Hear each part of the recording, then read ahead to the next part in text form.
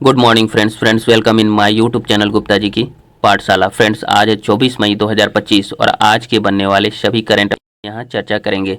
लेकिन उससे पहले 23 मई 2025 के करंट अफेयर्स का क्विक रिवीजन करते हैं फ्रेंड्स। पहला क्वेश्चन देखते हैं फ्रेंड्स, किस दिन अंतर्राष्ट्रीय चाय दिवस मनाया जाता है? इसका आंसर हो जाएगा 21 मई।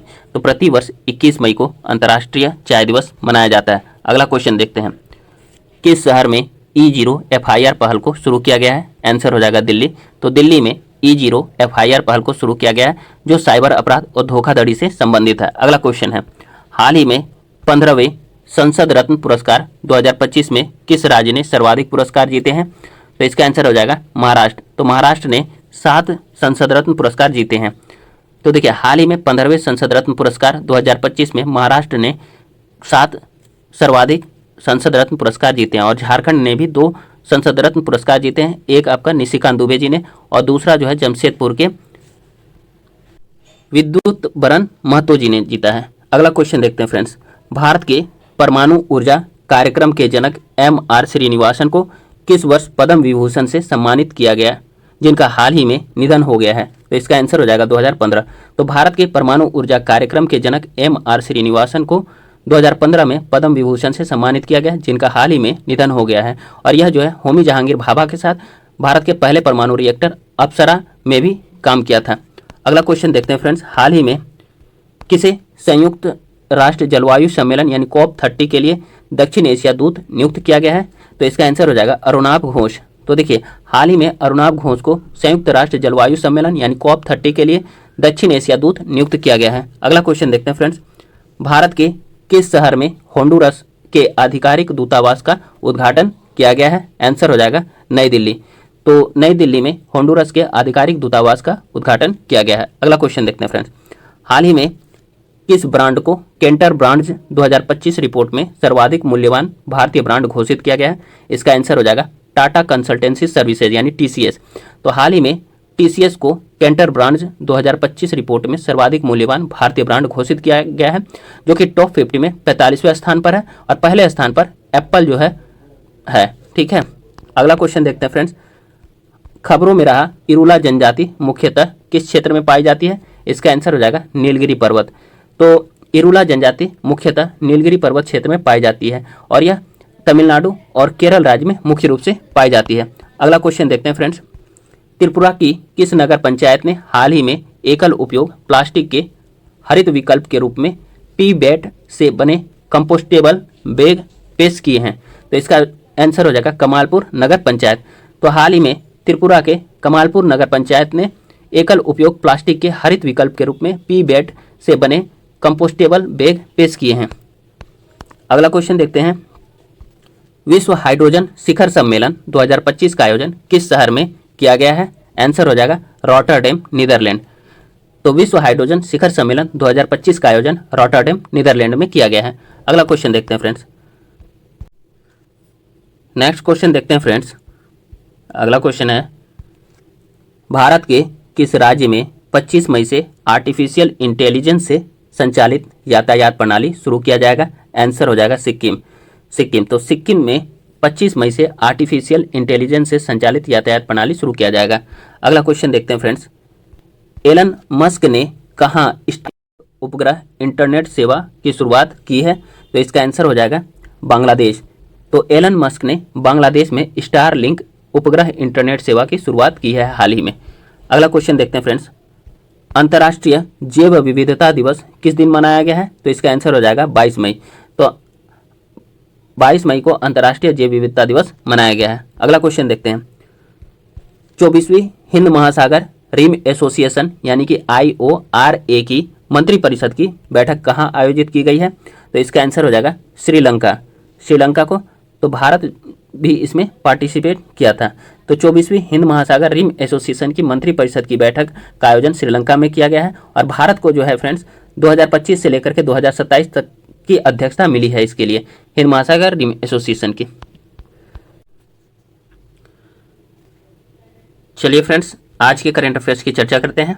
पहला क्वेश्चन है, हाल ही में प्रधानमंत्री नरेंद्र मोदी जी द्वारा कितने भारत रेलवे स्टेशनों का उद्घाटन किया गया है? आंसर हो जाएगा सी 103।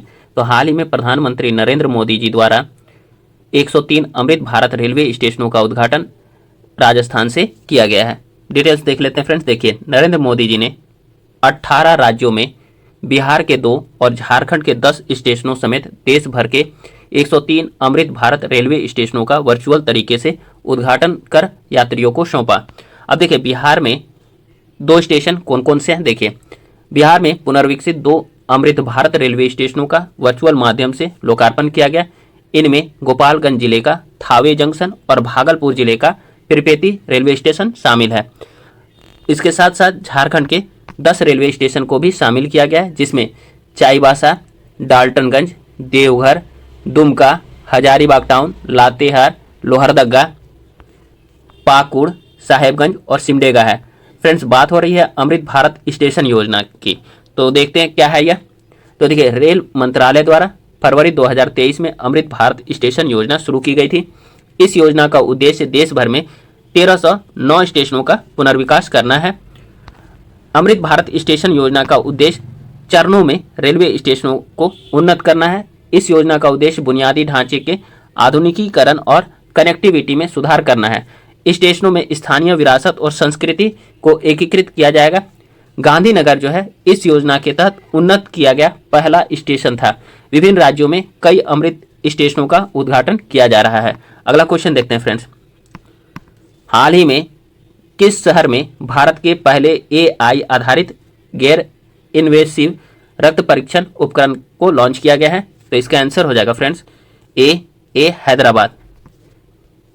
हैदराबाद इसका आंसर हो जाएगा। तो देखिए, हाल ही में हैदराबाद में भारत के पहले AI आधारित गैर इन्वेसिव रक्त परीक्षण उपकरण को लॉन्च किया गया। डिटेल्स देख लेते हैं फ्रेंड्स। देखिए, हैदराबाद के नीलोफर अस्पताल ने एक AI संचालित उपकरण लॉन्च किया है, जो बिना सुई के 1 मिनट से भी कम समय में रक्त परीक्षण करता है। यह देश में अपनी तरह की पहली तकनीक है। स्वास्थ्य तकनीक स्टार्टअप क्विक वाइटल्स द्वारा विकसित अमृत स्वस्थ भारत नामक यह टूल एक ऐसा ऐप है जो उन्नत फेस स्कैनिंग तकनीक का उपयोग करके रक्त की एक भी बूंद डाले बिना 20 से 60 सेकेंड में रक्त परीक्षण के परिणाम देता है। चलिए अगला क्वेश्चन देखते हैं फ्रेंड्स। हाल ही में खबरों में रहे किस राज्य के वन विभाग ने 16वीं एशियाई शेर जनगणना जारी किया है? तो इसका आंसर हो जाएगा बी इसका आंसर हो जाएगा गुजरात। तो हाल ही में खबरों में रहा गुजरात राज्य के वन विभाग ने 16वीं एशियाई शेर जनगणना जारी की है। डिटेल्स देखते हैं फ्रेंड। देखिए, गुजरात वन विभाग द्वारा जारी 16वीं शेर गणना 2025 के अनुसार गुजरात में एशियाई शेरों की संख्या 5 वर्षों में 674 से बढ़कर के 891 हो गई है। अब देखिए, 16वीं एशियाई शेर गणना 2025 के कुछ निष्कर्ष हैं। कुल गुजरात में अभी 891 एशियाई शेर हैं। यह वर्ष 2020 यानी 15वीं गणना के 674 शेरों से 32.2% अधिक है। संरक्षित वन तथा अभयारण्य क्षेत्रों में 384 शेर है। वहीं गैर वनीय क्षेत्रों में शेरों की संख्या वर्ष 2020 के 340 से बढ़कर 2025 में 507 हो गई है। कुल शेरों में 44.22% पारंपरिक रूप से संरक्षित आदिवासियों के बाहर के क्षेत्र से संबंधित हैं। अगला क्वेश्चन देखते हैं फ्रेंड्स। भारत सरकार द्वारा विश्व पर्यावरण दिवस 2025 के अवसर पर शुरू किए गए राष्ट्रव्यापी अभियान का नाम क्या है? तो इसका आंसर हो जाएगा फ्रेंड्स सी 1 नेशन 1 मिशन 1 प्लास्टिक पॉल्यूशन। सी इसका आंसर है 1 nation 1 mission and plastic pollution. ठीक है, तो देखिए, भारत सरकार द्वारा विश्व पर्यावरण दिवस 2025 के अवसर पर शुरू किए गए राष्ट्रव्यापी अभियान का नाम 1 nation 1 mission and plastic pollution रखा गया है। डिटेल्स देखते हैं फ्रेंड्स इसका। देखिए, केंद्रीय पर्यावरण वन और जलवायु परिवर्तन मंत्री भूपेंद्र यादव ने विश्व पर्यावरण दिवस 2025 के शुभ अवसर पर एक राष्ट्र एक मिशन प्लास्टिक प्रदूषण का अंत यानी कि 1 nation 1 mission and plastic pollution नामक अभियान शुरू किया है। अब देखिए, इस पहल का उद्देश्य देश भर में प्लास्टिक प्रदूषण को समाप्त करना और पर्यावरण संरक्षण को बढ़ावा देना है। यह अभियान मिशन लाइफ यानी लाइफ स्टाइल फॉर एनवायरनमेंट से प्रेरित है, जो लोगों को सतत जीवन शैली अपनाने के लिए प्रेरित करता है। फ्रेंड्स, विश्व पर्यावरण दिवस जो है हर साल 5 जून को मनाया जाता है। विश्व पर्यावरण दिवस 2025 की थीम है प्लास्टिक प्रदूषण को समाप्त करना यानी एंडिंग ग्लोबल प्लास्टिक पॉल्यूशन इस थीम का उद्देश्य प्लास्टिक प्रदूषण के बढ़ते खतरे को उजागर करना है। अगला क्वेश्चन देखते हैं। ये फ्रेंड्स अगला क्वेश्चन देखते हैं। अगला क्वेश्चन है फ्रेंड्स, किस राज्य में यूथालिना मलक्काना नामक तितली की एक नई प्रजाति को खोजा गया है? इसका आंसर हो जाएगा डी। इसका आंसर हो जाएगा फ्रेंड्स अरुणाचल प्रदेश। तो हाल ही में अरुणाचल प्रदेश राज्य में यूथालिना मलक्काना नामक तितली की एक नई प्रजाति को खोजा गया है। डिटेल्स देखते हैं फ्रेंड्स। देखिए, यूथालिया मलक्काना नामक तितली की एक नई प्रजाति अरुणाचल प्रदेश के लेप्राडा जिला में खोजा गया है। यह तितली पहले दक्षिण पूर्व एशिया तक ही सीमित मानी जाती थी, लेकिन अरुणाचल प्रदेश में इसकी खोज से इंडो ऑस्ट्रेलियाई क्षेत्र में इसकी ज्ञात सीमा का विस्तार हुआ है। अगला क्वेश्चन देखते हैं फ्रेंड्स। जर्मनी में आयोजित ISSF जूनियर विश्व कप 2025 में भारत के लिए किस खिलाड़ी ने पहला गोल्ड मेडल जीता है? तो इसका आंसर हो जाएगा फ्रेंड्स बी। इसका आंसर हो जाएगा कनक बधवार। तो हाल ही में जर्मनी में आयोजित ISSF जूनियर विश्व कप 2025 में भारत के लिए कनक बधवार ने पहला गोल्ड मेडल जीता है। चलिए डिटेल्स देखते हैं फ्रेंड्स। देखिए, भारत की 17 वर्षीय युवा निशानेबाज कनक बधवार ने ISSF जूनियर वर्ल्ड कप 2025 के दौरान महिलाओं की 10 मीटर एयर पिस्टल स्पर्धा में 239 अंकों के साथ स्वर्ण पदक जीता। उन्होंने माल्डोवा की अन्ना डलसे, जो कि 2 बार की ओलंपियन और वर्तमान यूरोपीय चैंपियन है, को 1.7 अंकों से पीछे छोड़ते हुए यह जीत हासिल की है। अगला क्वेश्चन देखते हैं फ्रेंड्स। हाल ही में इंटेलिजेंस ब्यूरो यानी IB का अध्यक्ष किसे नियुक्त किया गया है? इसका आंसर हो जाएगा फ्रेंड्स बी तपन कुमार डेका। तो हाल ही में इंटेलिजेंस ब्यूरो का अध्यक्ष जो है तपन कुमार डेका को नियुक्त किया गया है, क्योंकि इनका कार्यकाल पूरा हो गया था और इसीलिए इनके कार्यकाल को 1 वर्ष के लिए बढ़ा दिया गया है। डिटेल्स देख लेते हैं फ्रेंड्स। देखिए, तपन कुमार डेका को इंटेलिजेंस ब्यूरो यानी IB के निदेशक के रूप में जून 2026 तक 1 साल का विस्तार दिया गया है। जून 2022 में उनकी नियुक्ति के बाद यह उनका दूसरा विस्तार है। कैबिनेट की नियुक्ति समिति द्वारा अनुमोदित यह निर्णय पाकिस्तान और पाकिस्तान के कब्जे वाले कश्मीर में आतंकी बुनियादी ढांचे पर भारत के हालिया हमलों के बाद बढ़ी सुरक्षा चिंताओं की पृष्ठभूमि में आया है। अगला क्वेश्चन देखते हैं फ्रेंड्स। राजा राममोहन राय की 253वीं जयंती किस दिन मनाई गई है? तो इसका आंसर हो जाएगा डी 22 मई को। तो राजा राममोहन राय की 253वीं जयंती 22 मई को मनाया गया है। डिटेल्स देखते हैं फ्रेंड्स। देखिए, राजा राममोहन राय की 253वीं जयंती 22 मई 2025 को मनाई गई। राजा राममोहन राय एक भारतीय सामाजिक और धार्मिक सुधारक थे, जिनका जन्म 22 मई 1772 ईस्वी को बर्धमान जिला में हुआ था। वे भारतीय पुनर्जागरण के जनक माने जाते हैं और उन्होंने ब्रिटिश शासन के तहत भारत में सामाजिक सुधारों के लिए काम किया और विशेष रूप से सती प्रथा के उन्मूलन के लिए। चलिए फ्रेंड्स, अगला क्वेश्चन देखते हैं। फीफा का 121वां स्थापना दिवस कब मनाया गया है? आंसर हो जाएगा बी 21 मई को। तो फीफा का 121वां स्थापना दिवस 21 मई को मनाया गया है। डिटेल्स देखते हैं। फीफा का 121वां स्थापना दिवस 21 मई 2025 को मनाया गया है। फीफा की स्थापना 21 मई 1904 ईस्वी को 7 राष्ट्रीय संघों Belgium, Denmark, France, Netherlands, Spain, Sweden और स्विट्जरलैंड द्वारा एसोसिएशन फुटबॉल के खेल को बढ़ावा देने के लिए की गई थी। सभी स्तरों पर फुटबॉल मैचों का आयोजन को बढ़ावा देकर राष्ट्रीय संघों, परिसंघों और उनके अधिकारियों और खिलाड़ियों के बीच मैत्रीपूर्ण संबंधों को बढ़ावा देने के लिए और आवश्यक या उचित समझे जाने वाले कदम उठाकर हर प्रकार के एसोसिएशन फुटबॉल को नियंत्रित करने के लिए इसका गठन किया गया था फ्रेंड्स। वर्तमान में फीफा के अध्यक्ष जो हैं जियानी इन्फेंटिनो है, महासचिव मैटियास ग्राफ स्ट्रॉम है और इसका मुख्यालय जो है ज्यूरिख स्विट्जरलैंड में है फ्रेंड्स। चलिए अगला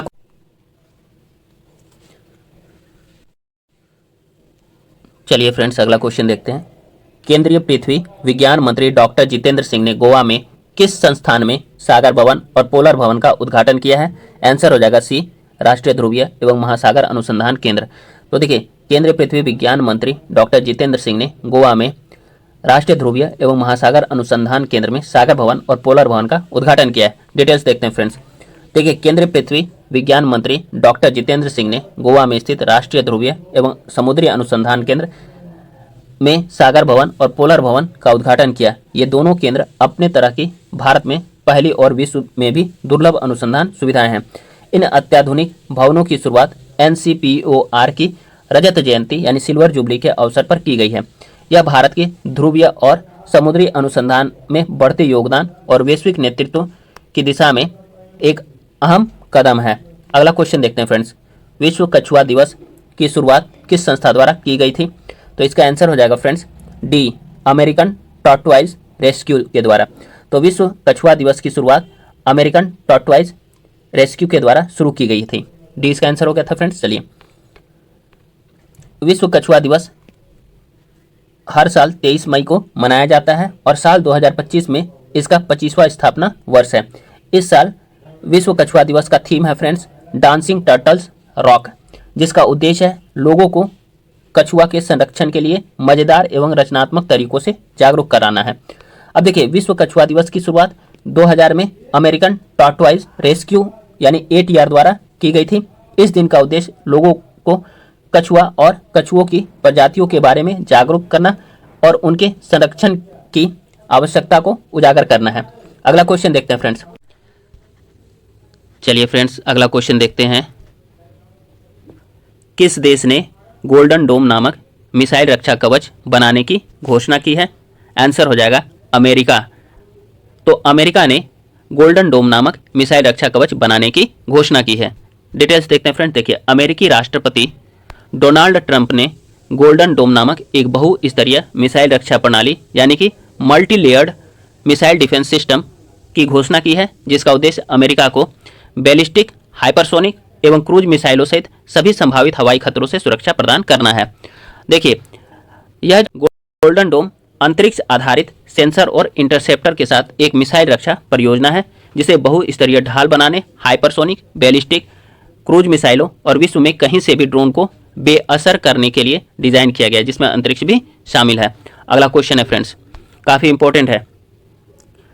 क्वेश्चन है, यूनाइटेड किंगडम ने चागोस द्वीप समूह को किस देश को सौंपा है? तो इसका आंसर हो जाएगा बी, मॉरिशस को। तो हाल ही में यूनाइटेड किंगडम ने चागोस द्वीप समूह को मॉरिशस को सौंप दिया है। डिटेल्स देखते हैं फ्रेंड। देखिए, यूनाइटेड किंगडम ने हाल ही में मॉरिशस को ऐतिहासिक समझौते पर हस्ताक्षर के साथ ही हिंद महासागर में स्थित विवादित और रणनीतिक रूप से महत्वपूर्ण चागोस द्वीप समूह की संप्रभुता मॉरिशस को सौंप दी है। भारत ने डिएगो गार्सिया सहित चागोस द्वीप समूह को फिर से मॉरिशस के पूर्ण नियंत्रण में सौंपे जाने का स्वागत किया है। अगला क्वेश्चन देखते हैं फ्रेंड्स, यूरोप में भारत के राजदूतों के सम्मेलन की अध्यक्षता किसने की है? तो इसका आंसर हो जाएगा सी इसका आंसर हो जाएगा फ्रेंड्स डॉक्टर सुब्रमण्यम जयशंकर जी ने। तो विदेश मंत्री डॉक्टर सुब्रमण्यम जयशंकर जी ने भारत के राजदूतों के सम्मेलन की अध्यक्षता की है। डिटेल्स देखते हैं फ्रेंड। देखिए, विदेश मंत्री S जयशंकर जी ने यूरोप में तैनात भारतीय राजदूतों के साथ बर्लिन में एक क्षेत्रीय सम्मेलन की अध्यक्षता की, जिसमें आतंकवाद के खिलाफ भारत के सख्त रुख पर जोर दिया गया है। चर्चा जो है ऑपरेशन सिंदूर और बदलती वैश्विक गतिशीलता के बीच यूरोपीय देशों के साथ जुड़ाव बढ़ाने की रणनीतियों पर केंद्रित थी। जयशंकर की बर्लिन यात्रा के साथ ही उनकी 3 देशों की यात्रा समाप्त हो गई है। फ्रेंड्स, आज का सेशन यहीं समाप्त होता है। कल फिर से हम आप लोगों के समक्ष नए सेशन के साथ पुनः उपस्थित होंगे। फ्रेंड्स, आप लोग गुप्ता जी की पाठशाला यूट्यूब चैनल को सब्सक्राइब कीजिए, लाइक कीजिए वीडियो को फ्रेंड्स, शेयर कीजिए और अधिक से अधिक इस पर कमेंट भी कीजिए फ्रेंड्स। धन्यवाद। Have a great day.